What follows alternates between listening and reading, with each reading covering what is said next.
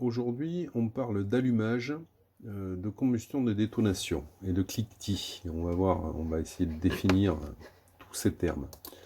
Et puis à la fin, eh bien, on essaiera de voir comment on peut améliorer ça dans un moteur, du coup.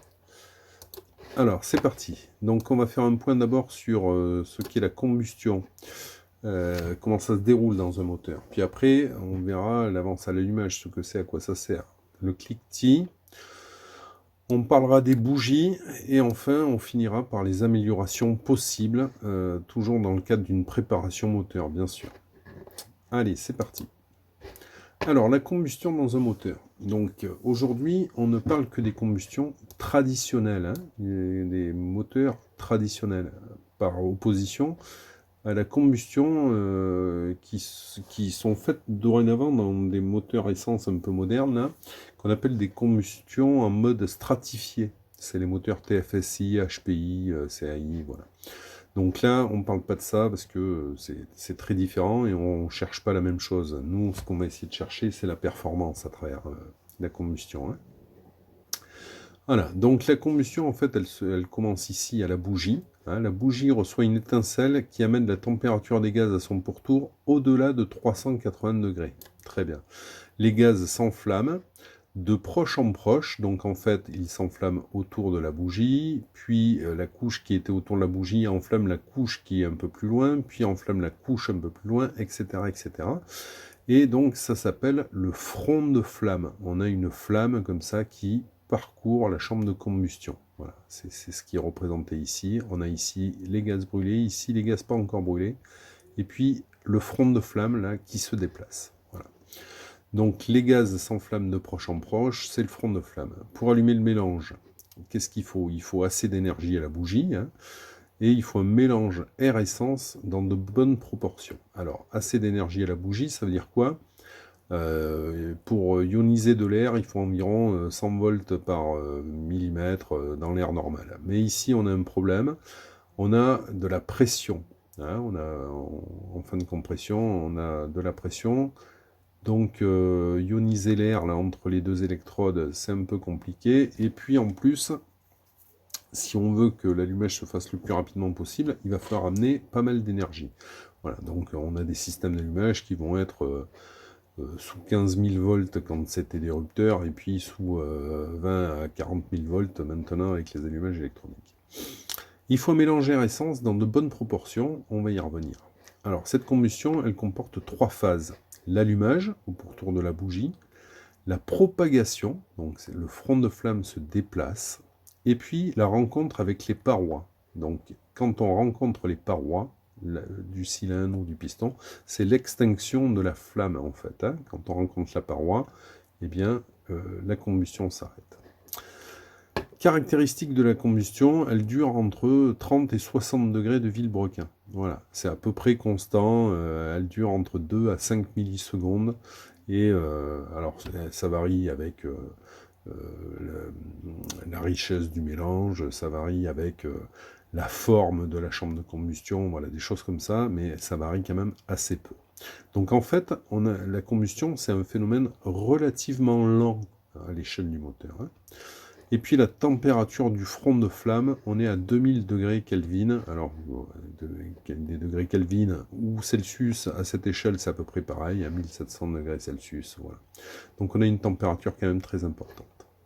Voilà ce qu'on peut dire de la combustion dans un premier temps. Elle se déroule comme ça.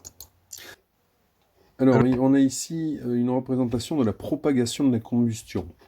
Donc on voit ici la bougie d'allumage qui allume le mélange, et puis c'est par phase de quelques centièmes de seconde. Alors en fait, ce qu'il faut remarquer sur ces images-là, c'est que pour arriver en gros à la moitié de la masse de gaz brûlé, comme l'intervalle est le même là, 1, 2, 3, 4, 5, 6, 7 intervalles pour arriver à la moitié.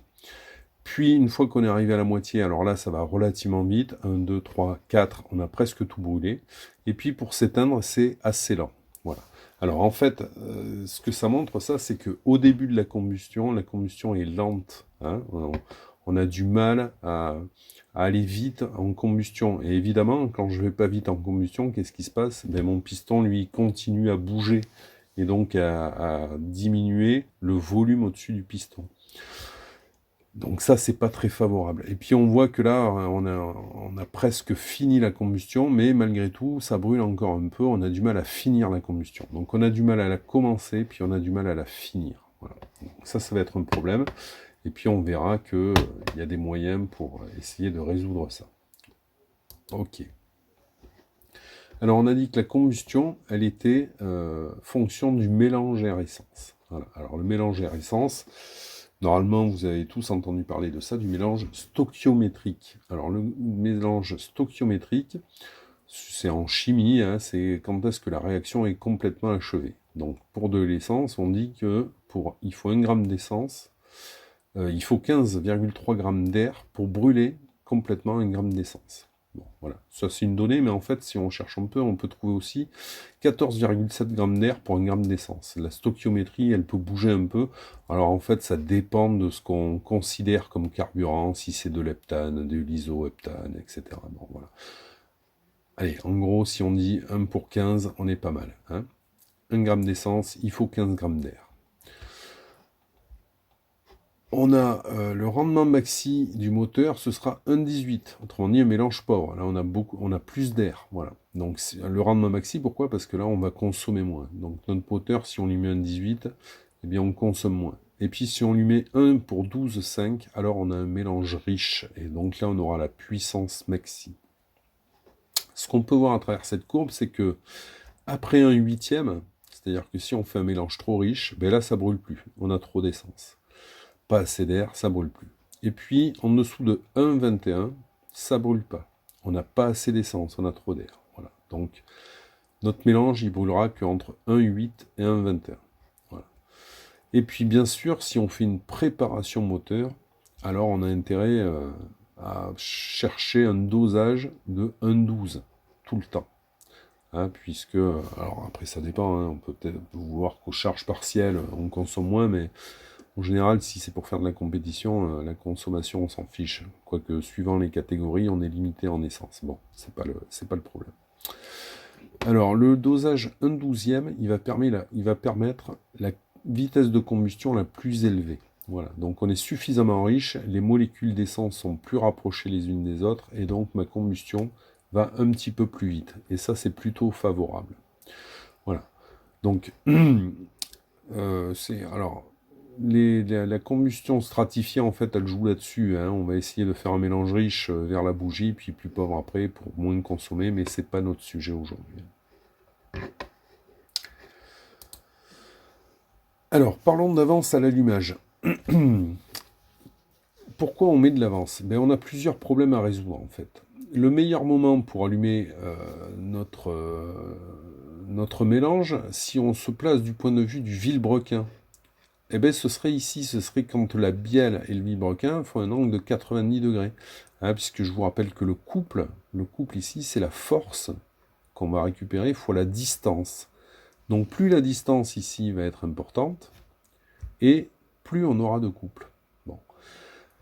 Mais si on attend que le vilebrequin soit à 90 degrés, alors on a décomprimé les gaz au-dessus. Là, hein. On fait une compression, puis on passe le point Moreau, on décomprime les gaz et on va allumer après. Et donc là, la combustion sera minable, on aura complètement décomprimé nos gaz et ça ne va pas aller. Donc on ne peut pas attendre ce moment. On ne peut pas allumer quand on est pile poil au point Moreau, hein, puisque à ce moment-là, la bielle et le vilebrequin sont alignés. Hein, d'accord? Donc la bielle est tout en haut, on est aligné avec le vilebrequin. Si on allume à ce moment-là, alors on a toute la force qui se transmet au vilebrequin, mais sans angle, donc on est embêté. Donc le bon moment, c'est quelque part juste après le point Moreau. Bon, c'est là où, normalement, on devrait allumer. Dès qu'on a passé le point Moreau, là, 5, 10 degrés après, ben, il faudrait qu'il y ait la combustion pour que nos gaz, il y ait l'expansion des gaz et une force maximale transmise au piston. Oui, mais on l'a dit tout à l'heure, nous on a un problème, on a une durée de combustion, donc la combustion elle n'est pas immédiate. Alors là j'ai estimé à 2 millisecondes pour donner une idée approximative, mais évidemment c'est pas forcément ça. Donc à 1000 tours, 2 millisecondes, ça représente quoi? Eh bien, on a transformé un peu, et puis on s'aperçoit que 2 millisecondes, c'est 12 degrés. Voilà. Donc par exemple, au ralenti à 1000 tours, je peux allumer 6 degrés avant le point mort, et 6 degrés après le point mort, j'aurai fini ma combustion. Donc ça veut dire que si elle met un peu de temps à se déplacer, mon front de flamme, j'aurai les gaz maxi juste après le point mort. Voilà. Alors ça, c'est un moment qui est très difficile en fait à déterminer, hein, le moment auquel il faut allumer. À 6000 tours, si on fait le même calcul, on se retrouve avec 72 degrés de durée de combustion. Donc 72 degrés, vous voyez que si j'allume, tiens, par exemple, 12 degrés avant le point mort, eh bien, ma combustion va durer 60 degrés après le point mort. C'est énorme. Donc il va falloir allumer bien plus tôt que ça, hein. À haut régime, il n'est pas rare d'allumer 30-35 degrés avant le point mort. Et puis vous voyez, à 8000 tours, on est à 96 degrés. Donc là, ça veut dire que si je mets 6 degrés d'avance, j'allume 6 degrés avant, ben, mon vilebrequin se retrouve à 90 degrés pour finir la combustion. Donc là, c'est trop, bien sûr, il va falloir mettre de l'avance, 30-35 degrés peut-être, hein. D'accord. Donc voilà la nécessité de l'avance à l'allumage, et puis voilà la nécessité que l'avance à l'allumage augmente au fur et à mesure que le régime augmente, puisque en gros, la combustion dure le même temps. Alors, c'est pas tout à fait vrai, parce que quand le régime augmente, on met plus de gaz dans la chambre, ça diminue un tout petit peu la durée de combustion, mais ça la diminue pas dans des proportions énormes. Donc, en fait, en degrés de vilebrequin, la durée augmente quand même. Puis alors, j'ai rajouté, plus on met d'avance, plus la puissance augmente. Donc ça, c'est un phénomène qu'on a pu observer, effectivement, hein. Même au ralenti sur votre moteur, si vous mettez un peu plus d'avance, vous allez voir le régime de ralenti qui augmente, hein, parce que en fait les moteurs ils sont réglés avec moins d'avance que ce qui les fait mieux marcher. Et on va voir pourquoi juste après, hein, c'est pour éviter essentiellement le cliquetis. Allez, parlons-en du cliquetis. Alors, le cliquetis ou combustion détonante. En fait, le cliquetis, c'est une combustion détonante en termes techniques. On appelle ça cliquetis parce que le bruit que ça fait, c'est un cliquetis. Bon, très bien. On reprend notre piston avec sa bougie et son front de flamme. Alors, puisque le front de flamme se déplace par là, on a une zone de réaction. C'est le front de flamme, ok. Au-dessus du front de flamme, ce sont des gaz brûlés qui sont en expansion, hein, puisqu'ils viennent de brûler, donc ils sont en train d'augmenter leur volume. Et puis, de l'autre côté du front de flamme, on a des gaz frais. Et ces gaz frais, eh bien, ils sont en cours de compression, puisque ici, on est en expansion. Donc on les avait déjà comprimés, et plus le front de flamme avance, et plus les gaz qui sont là se font comprimer. Alors qu'est-ce que ça veut dire? Ça veut dire que leur pression et leur température augmentent. Alors, on a bien sûr l'espace aussi qui augmente parce que le piston a passé le point mort et le piston est en train de descendre, hein. Donc, on augmente leur pression, mais le volume augmente. Si les paramètres ne sont pas réunis, alors on a de l'auto-inflammation, qu'on appelle aussi de la détonation du cliquetis. Ça veut dire quoi les paramètres pas réunis? Mais si la pression ici augmente plus vite que l'espace que le piston de dégage augmente, alors, à un moment donné, là, j'arrive à la température d'auto-inflammation. C'est-à-dire que j'ai tellement de pression que toutes les molécules d'essence s'enflamment en même temps. Et au lieu d'avoir une combustion contrôlée par un front de flamme et une bougie, j'ai une auto-combustion, une auto-inflammation. Et c'est ça qui va provoquer le cliquetis, c'est-à-dire que chaque molécule d'essence qui se retrouve dans cette zone-là va brûler en même temps. Et donc ça, c'est pas bon. Ça s'appelle la détonation. Alors évidemment, puisque tout détonne en même temps, là, les températures augmentent considérablement, on fait fondre le piston, enfin voilà, on commence à avoir des dégâts moteurs, hein. Donc je le redis, auto-inflammation, détonation, cliquetis, tout ça dans un moteur essence, ça recouvre la même chose. On parle de la même chose. Alors pourquoi on aurait du cliquetis en fait? La première des causes, c'est trop d'avance. Si je mets trop d'avance, mon front de flamme là va se déplacer, mon piston sera peut-être juste au point mort. Le volume qui va augmenter là sera pas suffisant par rapport à la compression des gaz frais. Et donc là, évidemment, c'est là que j'ai du cliquetis qui apparaît. Donc ça, c'est la première des causes. Si je mets trop d'avance, à ce moment-là, j'ai du cliquetis. Pour cette raison-là, c'est parce que le piston n'a pas le temps d'augmenter suffisamment le volume quand la pression ici augmente beaucoup. Un temps d'admission, pas un temps, une température d'admission trop élevée. Alors ça, c'est le cas des turbos. Hein. Un turbo, ça met sous pression l'air, mais ça la chauffe aussi. Et donc si j'ai beaucoup de température à l'admission, 60-70 degrés, eh bien, évidemment, cette température, elle s'additionne à la température de combustion, et là, j'ai une température de gaz frais trop importante et une auto-inflammation. Ça peut être un indice d'octane trop bas, ou le rapport volumétrique qui est trop haut. En fait, c'est la même chose. Hein. Normalement, on détermine un rapport volumétrique du moteur. Hein. Je vous renvoie à une vidéo que j'ai fait sur le rapport volumétrique en fonction de l'indice d'octane du carburant. L'indice d'octane, c'est en fait la résistance à la détonation du carburant. Donc si mon carburant résiste très bien à la détonation, je diminue le phénomène de cliquetis, évidemment. Alors par exemple, l'indice d'octane, vous le connaissez tous, hein, c'est du 98 pour l'essence ordinaire. Si vous tournez à l'éthanol, l'indice d'octane est plus élevé, je ne sais plus combien c'est, 100 et quelques. Et puis, il y a aussi des essences de compétition, hein, en indice d'octane 102, voilà, qui permettent d'augmenter le rapport volumétrique ou de protéger le moteur du cliquetis. Alors, le remède quand on a du cliquetis, tout ce qui peut diminuer la température, c'est favorable pour enlever du cliquetis, un échangeur RR, que sais-je. Si je sais d'ailleurs, alors on en parle maintenant. Diminuer la température, donc un échangeur RR si j'ai un turbo, ça va diminuer la température. Et puis une solution qui a été employée, et qui l'est encore d'ailleurs, l'injection d'eau. Alors par exemple, la 205 Turbo 16, la fameuse, hein, dans les années 80, il y avait une version qui avait une injection d'eau. Qu'est-ce que ça fait, l'injection d'eau? Mais si j'injecte une très faible quantité d'eau dans ma chambre de combustion, là, l'eau, ça demande beaucoup de chaleur pour se vaporiser. Donc moi, j'injecte des petites gouttelettes, et quand elles vont être soumises à la chaleur, là, eh bien, elles vont absorber la chaleur pour se vaporiser, et donc on va faire diminuer la température des gaz. Là. Et donc, diminuer la température des gaz, ça va reculer la détonation. Augmenter le RON, l'indice d'octane, donc, hein, je l'ai dit, avec de l'éthanol, avec de l'essence compétition, et accélérer le front de flamme. Ah, alors comment on peut faire ça, accélérer le front de flamme? Eh bien, vous allez voir, c'est une idée pas si bête et qui a été utilisée, mais on n'en a pas conscience. Les Twin Park, les doubles bougies, vous mettez une bougie ici, vous mettez une bougie là.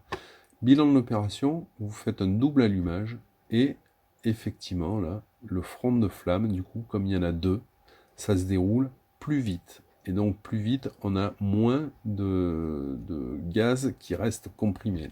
Voilà.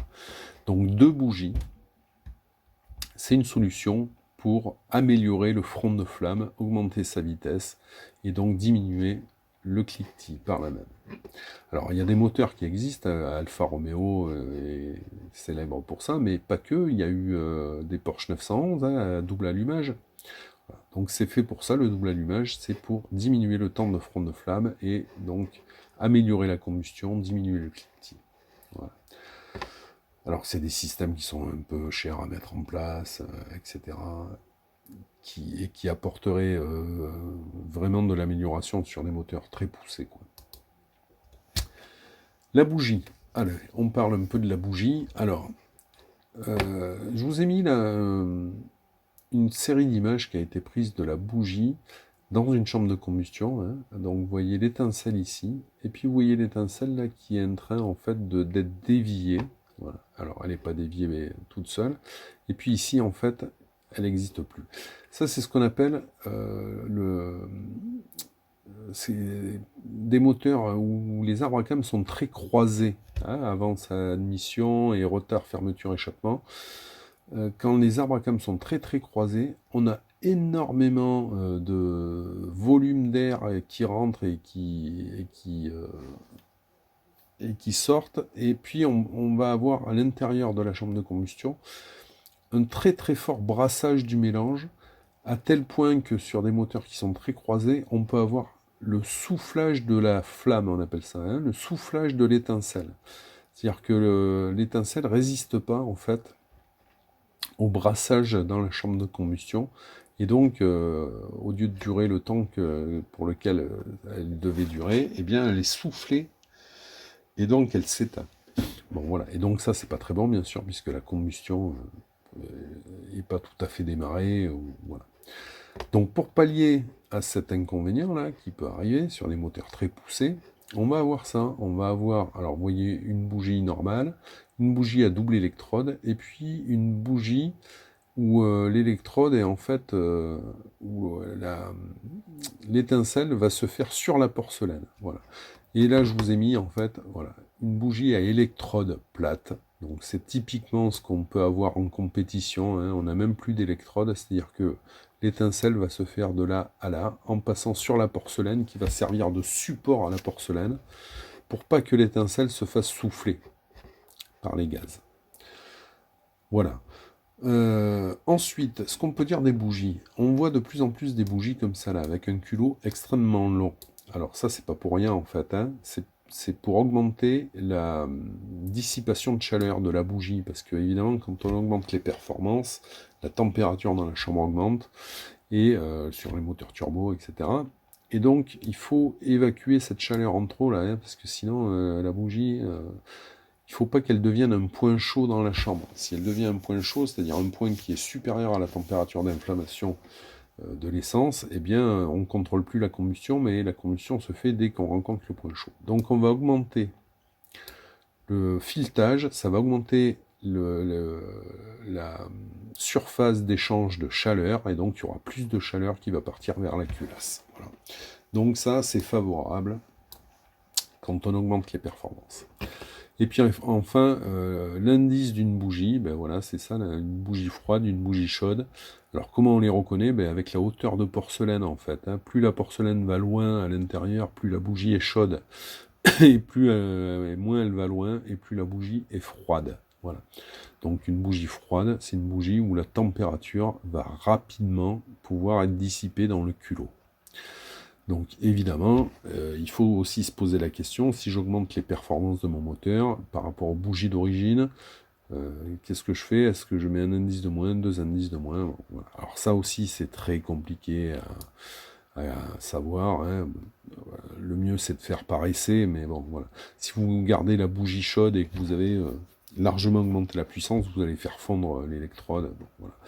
Donc augmenter l'indice de la bougie quand on a une prépa moteur, c'est indispensable. Voilà, et enfin, un dernier point, les améliorations possibles ou fantasmées. Alors qu'est-ce qu'on peut faire quand on prépare un moteur sur l'allumage? Eh bien, on peut augmenter la vitesse du front de flamme.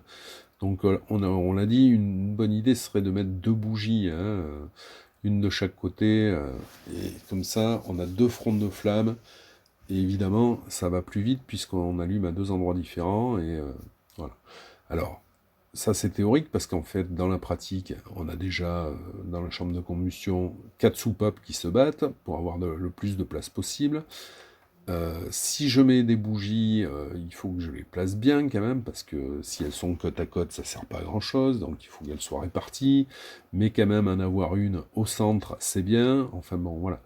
Donc, théoriquement, c'est une très très bonne solution, pratiquement, c'est déjà beaucoup plus compliqué. Puis alors, si votre moteur n'a pas deux bougies d'origine, pour en mettre une deuxième, c'est plus que compliqué. Une autre amélioration possible, c'est de l'essence de compétition ou de l'éthanol, hein, puisqu'on va avoir un indice d'octane plus élevé. Donc on va lutter en fait contre la détonation, contre le cutting. Un échangeur d'air, ça c'est dans le cas d'un moteur turbo, mais aussi un moteur atmosphérique, hein, aller chercher de l'air frais, le plus frais possible, hein, donc les filtres à air qui sont sous le capot moteur, là, en cône, c'est pas terrible. La chaleur, là, diminue fortement les performances. Allez chercher de l'air frais, donc. Injection d'eau, on l'a dit, un tout petit peu d'eau. Alors, les kits d'injection d'eau, là, il faut se méfier, parce que, alors ça, c'est compliqué à faire, de l'injection d'eau dans un moteur. Hein. Il faut en mettre un peu, pas trop, parce que si vous en mettez trop, vous diminuez fortement la température de chambre, c'est pas bon pour la combustion, bon, voilà. C'est pas bon pour tout un tas de choses. Donc, vraiment, ça, c'est des trucs, les constructeurs savent faire. De façon un peu comme ça, là, c'est difficile à faire. Hein. Des tests, des essais, il faut en faire pas mal. Puis la dernière solution, c'est l'allumage à pré-chambre. Alors ça, c'est voilà, ça c'est un allumage à pré-chambre. En fait, on va allumer avec notre bougie une petite quantité d'essence dans une pré-chambre. Et puis, cette pré-chambre, elle aura des trous. Donc ici, 6 trous. Et puis, ça va faire 6 flammes qui vont nous allumer le mélange. Et dans ce cas-là, 4 flammes. Voilà. Et donc, évidemment, ça, c'est comme augmenter le nombre de bougies. Hein. Mais forcément, là, 6 flammes, ça va brûler beaucoup plus vite. Voilà. Et puis, il y a un dernier truc dont j'ai pas parlé, c'est le capteur de cliquetis, bien sûr. Le capteur de cliquetis, donc ça va être une stratégie à mettre en œuvre si vous avez une injection et un allumage programmable, hein, puisque les boîtiers d'injection programmables, ils gèrent aussi l'allumage. C'est la gestion du cliquetis. Donc dans les moteurs standards, comment on gère le cliquetis? Eh bien on a un capteur de cliquetis. Alors le cliquetis du moteur c'est 5-6 MHz, là je ne sais plus, hein, entre 5 et 6 000. Voilà, donc c'est un capteur piézoélectrique qui détecte cette fréquence particulière. Et puis qu'est-ce qu'on fait? Mais quand on détecte du cliquetis, alors comme en fait on connaît, le calculateur il connaît l'ordre d'allumage, hein, 1, 3, 4, 2, si on allume sur le 1 et que le capteur détecte le cliquetis, à ce moment-là, on sait que c'est sur le cylindre 1 qu'on a du cliquetis. La stratégie, c'est d'enlever beaucoup d'avance. En général, on va enlever 10 degrés d'avance. On attend le cycle d'après, ça rallume sur le 1. Est-ce qu'on a encore du cliquetis ou pas? Si on n'a plus de cliquetis, on va remettre de l'avance par pas de 1 ou de 2 degrés. Hein, ça veut dire quoi? Ça veut dire, je suis à, je sais pas combien, 6000 tours, j'ai 30 degrés d'avance. Voilà, j'entends du cliquetis sur mon cylindre 1, j'enlève 10 degrés, je mets 20 degrés d'avance au prochain allumage. À 20 degrés d'avance, je n'entends plus de cliquetis, donc je vais mettre 2 degrés de plus, je vais mettre 22 degrés. Et puis j'écoute au tour d'après, plus de cliquetis, 24 degrés, plus de cliquetis, 26 degrés. Voilà. Si je retrouve du cliquetis, je renlève 10 degrés et je remets comme ça. Voilà. C'est ça la stratégie anti-cliquetis qui est mise en œuvre dans les moteurs. Donc, à réfléchir quand on programme une injection et un allumage, on peut aller à la limite du cliquetis. Si on a un capteur de cliquetis, on va enlever beaucoup d'avance au départ, puis en remettre petit à petit. C'est comme ça qu'on gère au mieux le cliquetis. Voilà, cette vidéo est terminée. Comme d'habitude, si vous avez aimé, mettez un pouce bleu, abonnez-vous. Et puis, je vous dis à la prochaine fois.